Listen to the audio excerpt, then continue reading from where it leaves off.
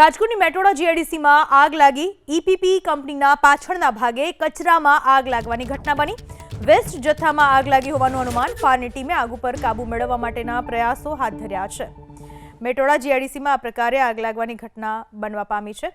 રાજકોટની મેટોડા જીઆઈડીસીમાં ઈપીપી નામની કંપનીના પાછળના ભાગમાં કચરામાં આગ લાગી હોવાની ઘટના બની। ફાયર વિભાગે આગને કાબૂમાં લેવા માટેની કામગીરી શરૂ કરી દીધી છે।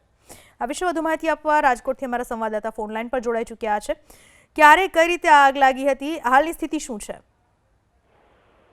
રાજકોટના લોધિકા તાલુકાના મેટોડા જીઆઈડીસીમાં ઈપીપી પ્લાસ્ટિકની જે કંપની આવેલી છે, આ જે કંપની પતરા બનાવે છે પ્લાસ્ટિકના, અને તેમાં જે પાછળના ભાગે જે વેસ્ટ પડેલો છે તેમાં આગ લાગી છે।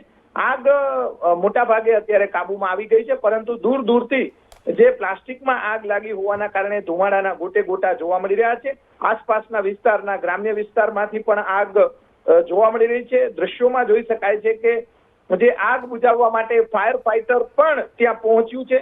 3 જેટલા અલગ અલગ ફાયર ફાઈટરો દ્વારા આગને કાબુમાં લેવાની કામગીરી શરૂ કરવામાં આવી છે, પરંતુ ગોપાલ નમકીનમાં આગ બાદ આ બીજી આગ મેટોડા જીઆઈડીસીમાં લાગી છે। અને દ્રશ્યોમાં પણ જોઈ શકાય છે કે જે પ્લાસ્ટિકના કારખાનામાં અને તેના વેસ્ટમાં જ્યારે આગ લાગે ત્યારે આગ ખૂબ જ વિકરાળ સ્વરૂપ ધારણ કરતી હોય છે, અને જે પાછળના જે કમ્પાઉન્ડ આવેલો છે તેમાં આગ લાગવાના કારણે જાનહાનિના અત્યાર સુધીમાં કોઈ સમાચાર છે નહીં। ઓકે, આભાર આપનો તમામ માહિતી બદલ।